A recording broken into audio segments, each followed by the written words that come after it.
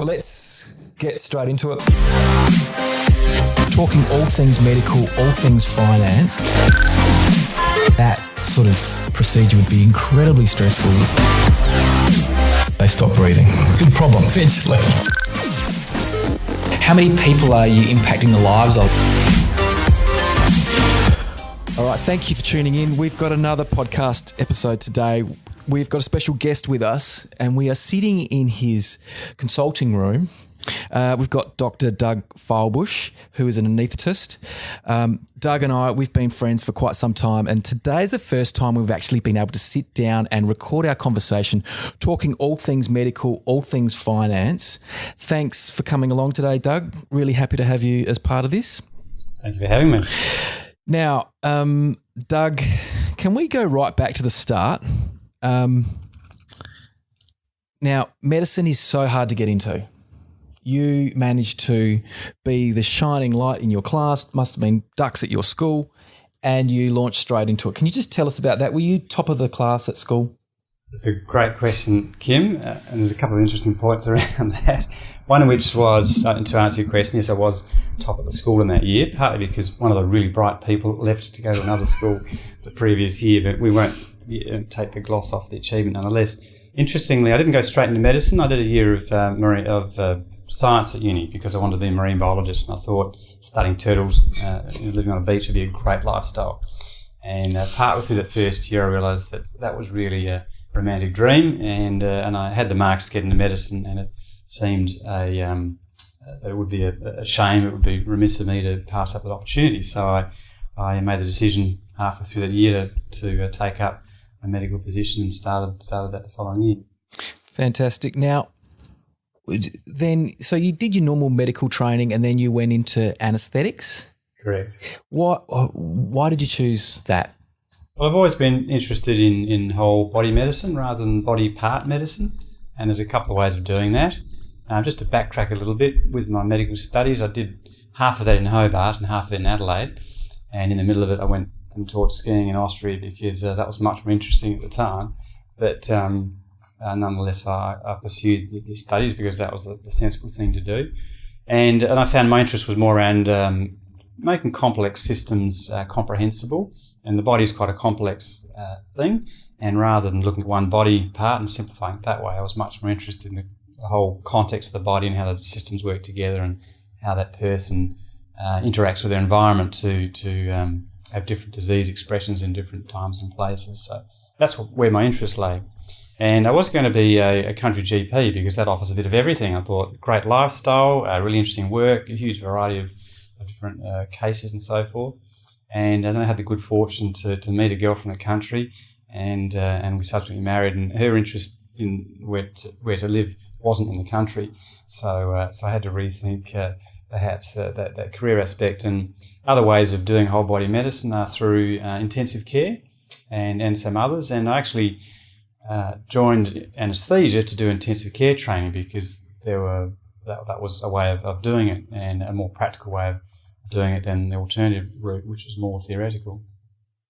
And I found to my surprise two things happened. One, I loved ICU, did a couple of years of it, but looked at the lifestyle there and thought when I'm what will be now my age, that lifestyle would be very challenging and would lead to burnout.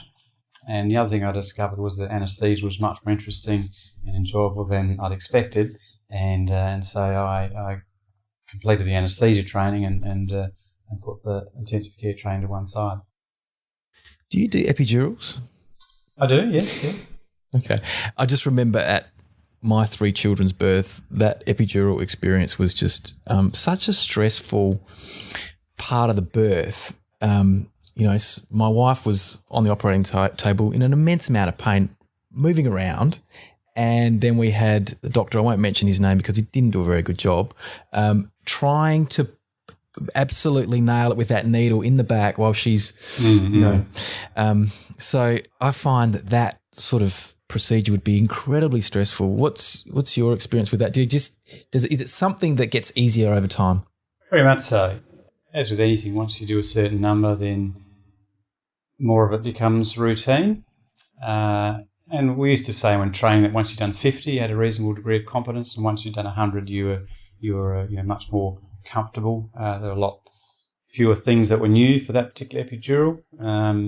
And then as you do more of them, then you discriminate between first-time mothers and second-time mothers, and also you have tools to deal with those difficult situations where the mother's very uncomfortable and having difficulty staying still, for example. So you develop strategies to make it easier, and but nonetheless it can be and is a potentially stressful occasion because you are putting a sharp object near someone's spinal cord, and it obviously is difficult for patients and partners because it's not something that you do every day.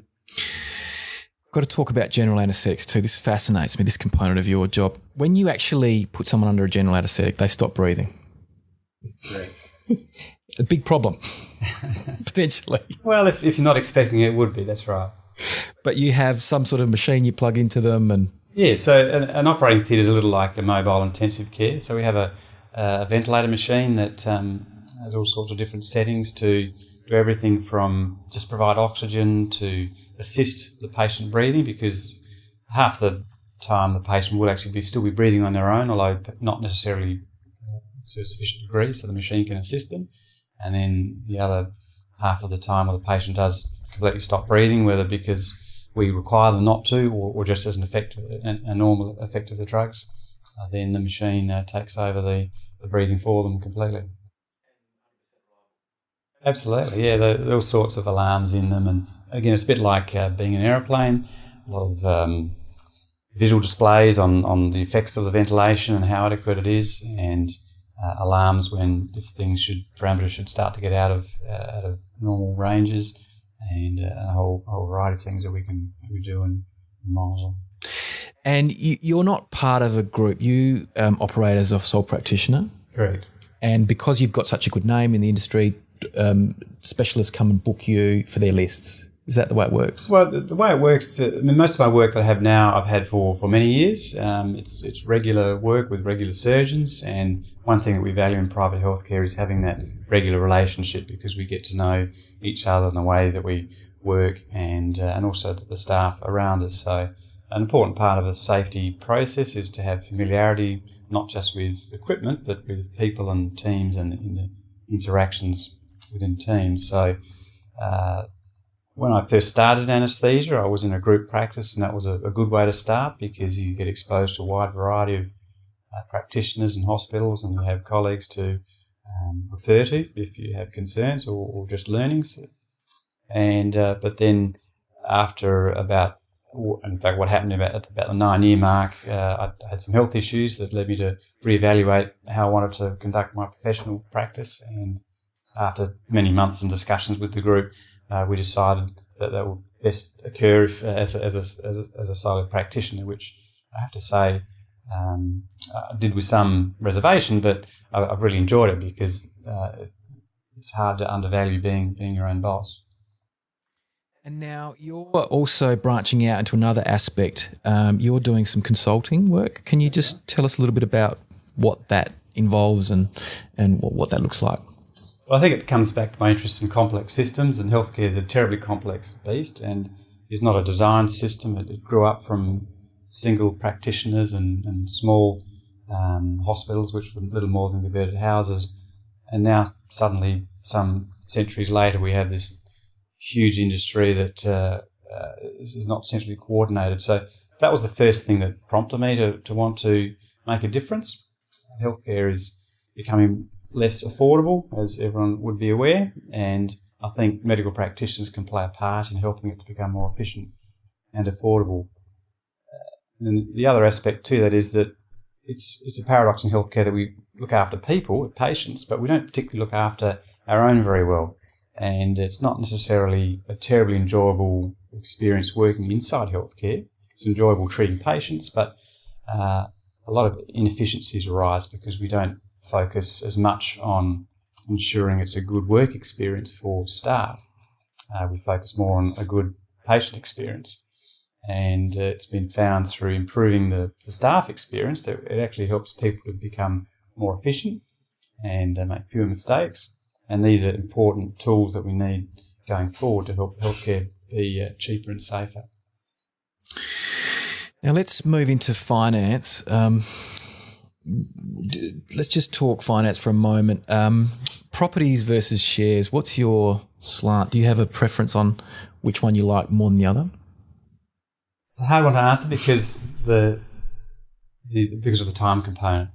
I think the advantage for me with shares is that they're more liquid. It's easy to move them in and out. But with property, there's greater certainty. So I think, in my view, they have an important part both have an important part in a portfolio. And if your time frame is 10 to 20 years, say, then property can form a big part of that. But once property investment perhaps has run its course, then you're probably better off either moving that money into the share market or conversely moving into another property perhaps. What's your attitude towards debt? Well, debt's like any tool, can be good and bad. There's good debt and bad debt. Debt's a very useful way to accelerate returns, but again needs to be done with safety. So having no debt is the safest, but won't yield as quicker returns as having some debt, and conversely having high debt, whilst it might yield higher returns, also with higher risk and you can result in losing everything. So there's a balance. And do you like self-managed super funds? What's your attitude towards them? Again, I liked having a sense of control, and as such I do like the idea of self-managed super funds.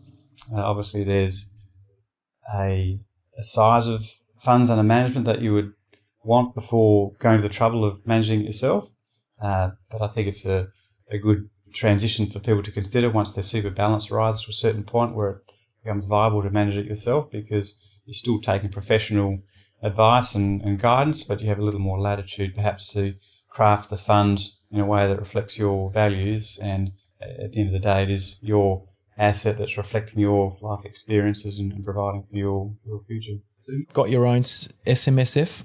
I do, yes. Okay. I've had it for a number of years. And is that, you have a financial planner who coordinates it and takes care of it and is just ticking along nicely? That's right, yes. So we do monthly minor reviews with potential movements in and out. We don't, it's not a heavily traded portfolio by any means, but we prefer to have regular meetings just to assess the performance, look at what's coming up, and then a more formal review every quarter and obviously annually as well. And not just super, but over your whole investment portfolio, what, looking back, was probably your best investment? In both cases, it's actually been shares. There was one quite early on, which was actually the first round of Telstra, which people would remember. That was a good one to get on board.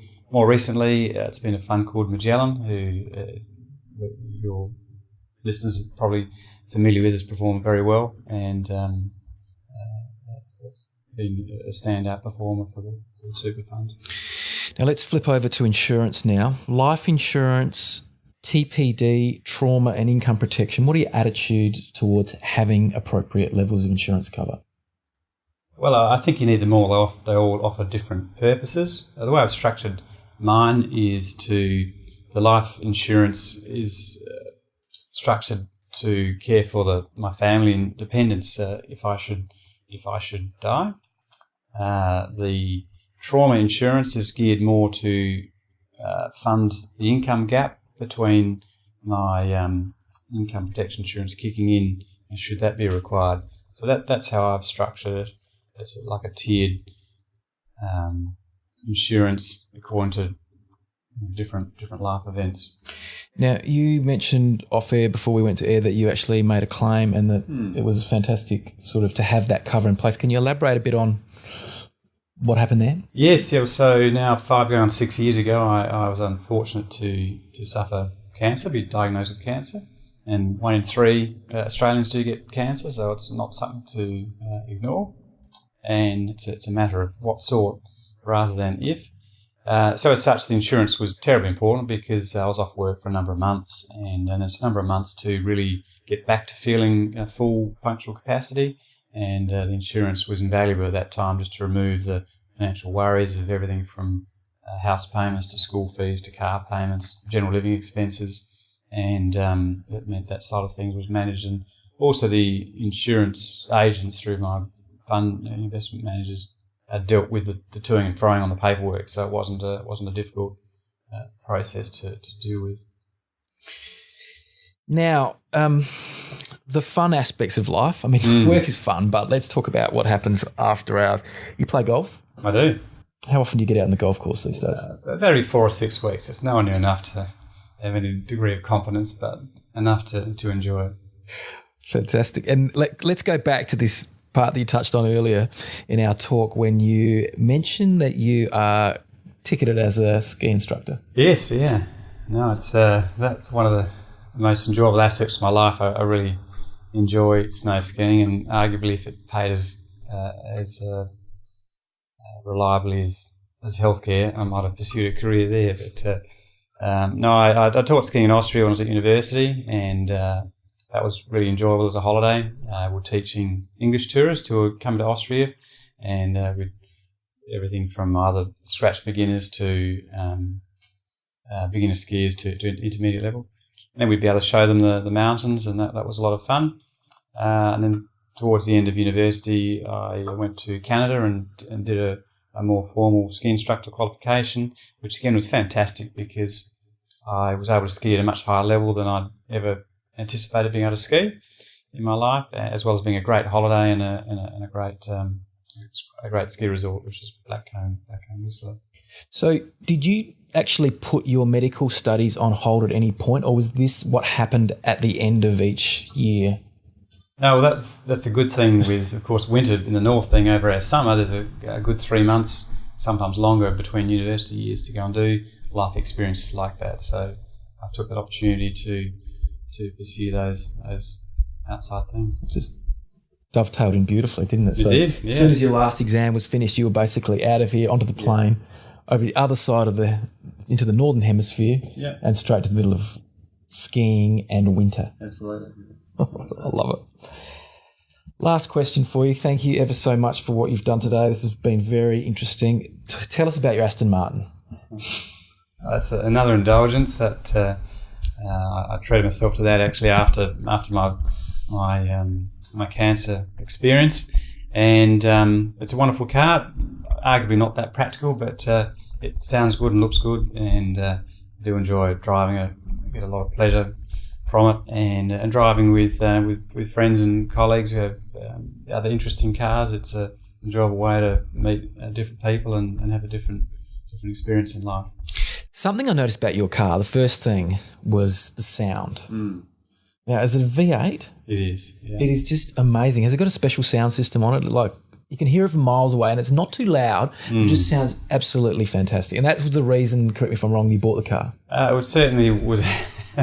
That's not the reason, but it certainly does stir the emotions, and it did make it difficult to be objective in making that purchase. But they come with a fairly standard exhaust system. It's a stainless steel exhaust system. It does have bypass valves on it so that it can be quieter around town, but when you are on the open road and open it up, it does become a lot louder. That's right. Fantastic. Well, thank you ever so much, Doug, for being part of this podcast today. Really enjoyed having you as a guest.